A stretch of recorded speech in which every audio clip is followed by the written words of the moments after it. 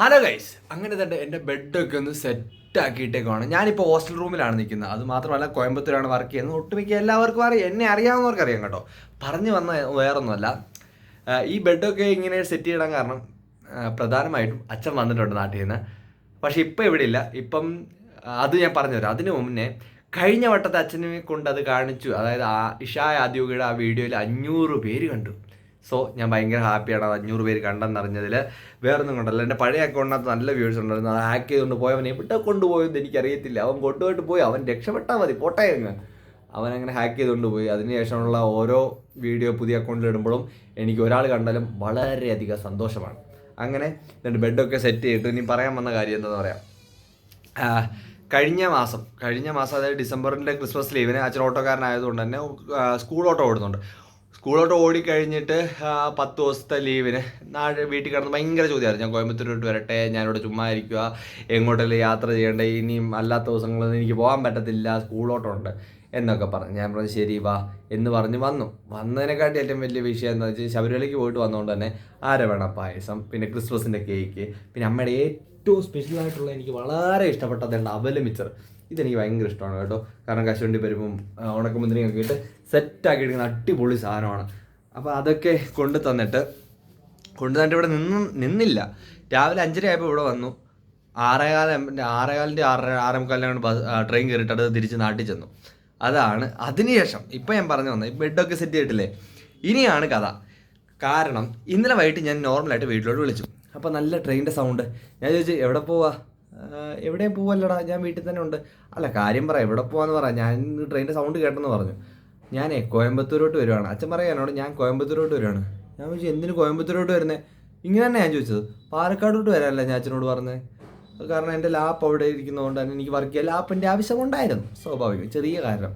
അച്ഛൻ ഇച്ചിരി കൂടെ ഒന്ന് വലുതാക്കിയിട്ട് നേരെ പാലക്കാട് എന്നുള്ളത് കോയമ്പത്തൂരോട്ടാക്കി. വെളുപ്പിനെ ഇറങ്ങാൻ പറയുന്നത് രാത്രി 7 മണിക്ക് ഇറങ്ങിയിട്ട് എറണാകുളത്ത് വന്നിട്ട് അവിടുന്ന് അടുത്ത ട്രെയിൻ കണക്ട് ചെയ്ത് കയറി വെളുപ്പിന് 5 മണിയായപ്പോൾ ഇവിടെ വന്നിട്ട് എന്നെ കാരണം ഈ വട്ടം എന്നെ വിളിച്ചു. കാരണം എനിക്ക് ഓൾറെഡി അറിയാതെ വരുന്നുണ്ടെന്ന്.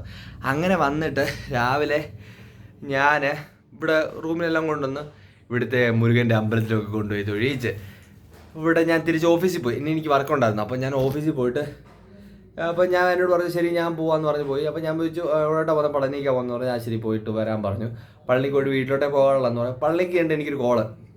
എടാ ഞാൻ പ്ലാൻ ചെയ്യുന്നതേ ഇവിടുന്ന് നേരെ മധുരയ്ക്ക് പോയിട്ട് അവിടുന്ന് നേരെ തെങ്കാശിയോ ചെങ്കോട്ട വഴിയൊക്കെ ഞാൻ വീട്ടിലോട്ട് പൊക്കോളാം എന്ന് പറഞ്ഞു.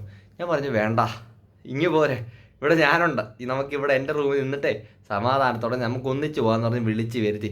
അതിനു വേണ്ടിയിട്ടാണ് ബെഡ് ഇപ്പോൾ തയ്യാറാക്കിയിട്ടേക്കുന്നത്. ഇപ്പോൾ ഉക്കടത്തായിട്ടുണ്ട്. ഇനിയും വിളിക്കുമ്പോൾ ഞാൻ കാണിച്ചു തരാം. കാരണം അച്ഛൻ്റെ കാര്യത്തിൽ ഞാൻ ഇത്ര ഇതാകാൻ കാരണം ഭയങ്കര ഇഷ്ടമാണ്. വേറൊന്നും കൊണ്ടല്ല, ചെറിയ പ്രായത്തിൽ എന്നെ ഒരുപാട് ട്രാവൽ ചെയ്യിപ്പിച്ച് ഒരുപാട് സ്ഥലത്ത് കൊണ്ടുപോയിട്ടുള്ള ആളാണ് എൻ്റെ അച്ഛൻ.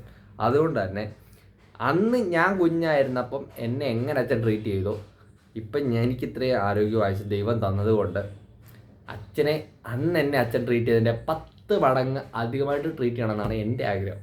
സോ ഇപ്പോൾ വന്നിട്ടില്ല ഇതുവരെ. ഇവിടെ വരുമ്പം എൻ്റെ നേരെ ഇവിടുന്ന് മലബാറിൽ കൊണ്ടുപോവുക, നല്ല ഫുഡ് മേടിച്ച് കൊടുക്കുക. ഷുഗർ ആയതുകൊണ്ട് തന്നെ ലിമിറ്റേഷൻ ഉണ്ട് ഫുഡ് കഴിക്കുന്നത്. അപ്പോൾ ഞാനിവിടെ അച്ഛൻ്റെ കാര്യത്തിൽ റിസ്ക് എടുക്കാത്തതുകൊണ്ട് നേരെ പോയി ഞാൻ പ്ലാൻ ചെയ്തിരിക്കുന്നത് നല്ല പുട്ട് കിട്ടും. പുട്ടില്ലെങ്കിൽ നല്ല ചപ്പാത്തിയും കടലക്കറിയും, അത് നല്ല. അപ്പോൾ അത് രണ്ടും കഴിക്കാമെന്നുള്ള മൈൻഡിൽ നിൽക്കുകയാണ്. അപ്പോൾ ഞാൻ കിടക്കുന്നത് എൻ്റെ ബെഡ് അച്ഛന് വേണ്ടി സെറ്റ് ചെയ്തിട്ടുണ്ട്. സോ അച്ഛൻ വരുന്ന വരെ വെയിറ്റ് ചെയ്യുക. വലിയ എഡിറ്റിങ്ങും കാര്യങ്ങളൊന്നുമില്ല. നിങ്ങൾ ഒരാൾ കണ്ടാൽ എൻ്റെ വീഡിയോ ഇഷ്ടപ്പെട്ട് കഴിഞ്ഞാൽ എനിക്ക് അത്ര സന്തോഷമുള്ളൂ. ഞാൻ ആരും നിർബന്ധിക്കില്ല ഒന്നും കാണാനായിട്ട്. മീൻസ് അവരോട് ഇഷ്ടമാണ് ആര് എന്തിനു വേണ്ടി സമയം കണ്ടെത്തണം എന്നുള്ളത്. ഒന്നാമത്തെ കാര്യം എൻ്റെ വീഡിയോ പോലും എനിക്ക് പ്രോപ്പറായിട്ട് അപ്ലോഡ് ചെയ്യാൻ പറ്റാത്തതിന് കാരണം എൻ്റെ വർക്ക് പ്രഷർ കൊണ്ടാണ്. കാരണം രാവിലെ പോയി കഴിഞ്ഞാൽ അത് മൊത്തം എൻ്റെ മൈൻഡിൽ ഓടിക്കൊണ്ടിരിക്കുക. അതുകൊണ്ട് എടുക്കുന്ന വീഡിയോ ആരാണ്, ഫോട്ടോ ആരാണ്, ഞാൻ ആർക്കും മെസ്സേജ് അയക്കാൻ പോലും നിൽക്കാറില്ല. ഒരു കോൾ ആകെ വിളിക്കുന്നത് എൻ്റെ ഓഫീസിലെ കോളുകൾ, രണ്ടാമത് ഞാൻ പേഴ്സണലായിട്ട് വിളിക്കുന്നത് അമ്മ അല്ലെങ്കിൽ അച്ഛൻ, പിന്നെ എന്നെ ഇങ്ങോട്ട് വിളിക്കുന്നത് മാമൻ, പിന്നെ ഞാൻ പൈസ കടം ചോദിച്ച് വിളിക്കുന്നത് ഇല്ലെങ്കിൽ പൈസ കൊടുക്കാനായിട്ട് വിളിക്കുന്നത് എൻ്റെ കുറച്ച് കൂട്ടുകാർ. അത്രേ ഉള്ളൂ. വളരെ ചുരുങ്ങിയ ബന്ധങ്ങളാണ്. അത് ചുരുങ്ങുന്ന സാഹചര്യം കൊണ്ടാണ്. സോ എന്തായാലും അച്ഛൻ വരുന്നിടം വരെ വെയിറ്റ് ചെയ്യാം. അച്ഛൻ വന്നിട്ട് ബാക്കി ഞാൻ അച്ഛനെ മുമ്പ് ഇരുത്തി തന്നെ പറയാം. അതല്ലേ അതിൻ്റെ ഒരു ഹിത്ത്. ഇതാണ് ഞാൻ പറഞ്ഞ അച്ഛൻ കൊണ്ട് നരവണ തിന്നുകൊണ്ടിരിക്കുന്ന ഞങ്ങളുടെ ജീവൻ. ഓടാ അവൻ്റെ കൊച്ചിനോട് സംസാരിക്കും. പെണ്ണില്ലാത്ത നമ്മള് സ്വന്തമായിട്ട് ഇങ്ങനെ ദാരിദ്ര്യവാസി ചുമ്മാ ചെറുക്കം പാവം പിടിച്ചാലോ. എന്തായാലും നമ്മൾ ഇറങ്ങി കേട്ടോ, വേറെ ഒന്നും കൊണ്ടല്ല. അച്ഛൻ വന്നിട്ടുണ്ട് ബസ് സ്റ്റാൻഡിൽ, വിളിച്ചിപ്പോൾ ബസ് സ്റ്റാൻഡിൽ. ഞാൻ ഇങ്ങോട്ട് റൂമിലോട്ട് വരുവാ. ഞാൻ പറഞ്ഞു വേണ്ട, അവിടെ തന്നെ നിൽക്ക്, അവിടെയാണ് നമുക്ക് കഴിക്കാൻ പോകുന്ന സ്പോട്ടെന്ന്. സോ അങ്ങോട്ട് നടന്നു പോട്ടെ. ഗൈസ്, രാവിലെ ഇവിടുന്ന് പോയപ്പം കൊണ്ടുപോയ ബാഗിൻ്റെ സിബ് കളഞ്ഞു. അതിൻ്റെ പേരിൽ പുതിയ ബാഗ് തോളത്തിട്ടേക്കുന്നത്, പഴയത് സിബ് കടിപ്പിച്ചുകൊണ്ട് വന്നേക്കാണ്. അതിൻ്റെ ഇപ്പോൾ പറയുന്നത് എനിക്കൊന്നും കഴിക്കാൻ വേണ്ട, വയറ് ഫുള്ളാണ്. നമ്മുടെ അച്ഛൻ എൻ്റെ അച്ഛനും കൂടെ കഴിക്കാൻ നമുക്ക് വിടാൻ പറ്റും. ഇല്ല, നമ്മളങ്ങനെ മലബാറിൽ നമ്മുടെ സ്ഥിര സ്പോട്ടിലെത്തിയിട്ടുണ്ട്. അങ്ങനെ വീഡിയോ എടുക്കാന്ന് പറഞ്ഞുകൊണ്ട് ഭയങ്കര സൈലൻ്റായി. എന്തെങ്കിലും പറയൂ. എന്താ പറയാനാ, ഇപ്പം തന്നെ 2 ചപ്പാത്തി മതി എന്നുള്ള നിലപാട് എനിക്കാണ്. രാവിലെ കഴിച്ചു, അതുകൊണ്ട് തന്നെ വേണ്ടെന്ന്. ശരിക്കും പറഞ്ഞാൽ എന്നെക്കാട്ടി നല്ലപോലെ ട്രാവൽ ചെയ്യുന്ന അച്ഛനാണ്. എങ്ങനെ എപ്പോൾ എങ്ങോട്ട് പോകുന്നൊരു പിടിയും കണ്ടത്തില്ല. അതുകൊണ്ടാണ് ഞാൻ ഇന്ന് വിളിച്ച് ഇവിടെ വരുത്തിയത്. അങ്ങനെ കഴിക്കാൻ തുടങ്ങുകയാണ്. എന്തോ കാര്യമായിട്ടുള്ള തപ്പലാണ്. എന്തോ നോക്കുന്നേ ഗൈസ്. അങ്ങനെ ചപ്പാത്തി മഷ്റൂം കഴിക്കുക. ഫോണൊക്കെ നോക്കിയിരുന്നാൽ മതി, കാരണം പ്ലാനുകൾ മൊത്തം തെറ്റിച്ചെന്നുള്ള വിഷമത്തിലാണ് ഇരിക്കുന്നത്. എന്താ സംഭവം എന്ന് എനിക്കറിയത്തില്ല. അച്ഛാ കഴിച്ചോളാം, മിണ്ടത്തില്ല, കുറച്ചേരം സൈലൻ്റാ. ഇനി അടുത്ത പ്ലാൻ ചെയ്തിട്ട് എങ്ങനെ ഇവിടുന്ന് എൻ്റെ അടുത്തൊന്നും ചാടി പോകാന്നുള്ള ഒരു മൈൻഡിലാണ് അച്ഛൻ നിൽക്കുന്നത്.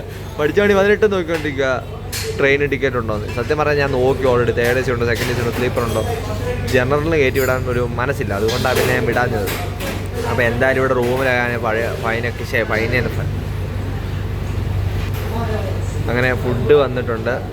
കഴിക്കൂ. പിതാവ് കഴിച്ചിട്ട് പിന്നെ ആര് കഴിക്കും? അത് മൊത്തം തീർക്കേണ്ട അച്ഛൻ്റെ ഉത്തരവാദിത്തമാണ്. ഫുഡ് കഴിക്കാൻ ഭയങ്കര മടിയായി പോകാമെന്ന്.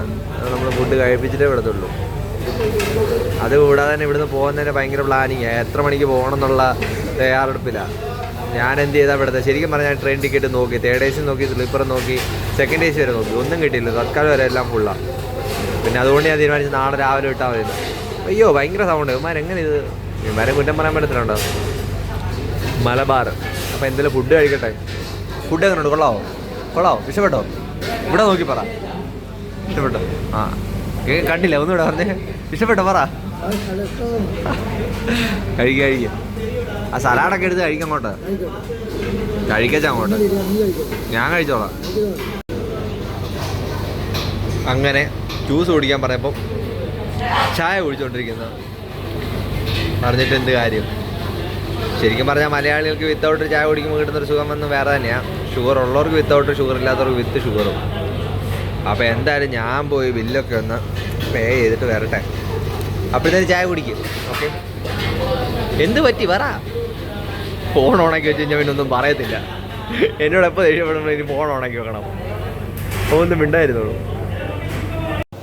അങ്ങനെ മലബാറിൽ നിന്ന് ഫുഡ് കഴിച്ച് കഴിഞ്ഞാൽ നേരെ ഇനി റൂമിലോട്ടല്ലേ വരുന്നില്ല, പോകാമെന്ന് പറഞ്ഞുകൊണ്ടിരിക്കുകയാണ്. പക്ഷെ ഇവിടത്തില്ല ഐസ്. നേരെ റൂമിലോട്ട്. ഞാനിന്ന് പറഞ്ഞില്ലായിരുന്നെങ്കിൽ നേരെ അവിടെ നിന്ന് പോയേനെ. അവിടെ നിന്ന് നേരെ മധുര, തേനിയല്ല, എവിടെയായിരുന്നു മധുരന്ന്? ഏതോ ചെങ്കോട്ട വഴിയൊക്കെ കറങ്ങിയിട്ട് വന്നേ. അപ്പോൾ എന്തായാലും ഫുഡ് കഴിച്ചിട്ട് നേരെ റൂമിലോട്ട് പോകണം. ഇത്രേ ഉള്ളൂ, ചെറിയൊരു കാര്യം അച്ഛൻ വന്ന് പറയാൻ വേണ്ടി മാത്രം. അപ്പോൾ അടുത്തൊരു വീഡിയോ കാണുമ്പോൾ വൈകി ഇനി ഇതുപോലുള്ള വീഡിയോ ഒക്കെ ഇടാനേ പറ്റത്തുള്ളൂ. കാരണം വർക്ക് പ്രഷറൊക്കെ ഉള്ളതുകൊണ്ട് വീഡിയോ എഡിറ്റ് ചെയ്യാനുള്ള സമയം കിട്ടത്തില്ല. അപ്പോൾ പോവാണ്. ബൈ. ഇഷ്ടപ്പെട്ടാലില്ലേ ലൈക്കൊക്കെ അടിച്ചിട്ട് പോടേ.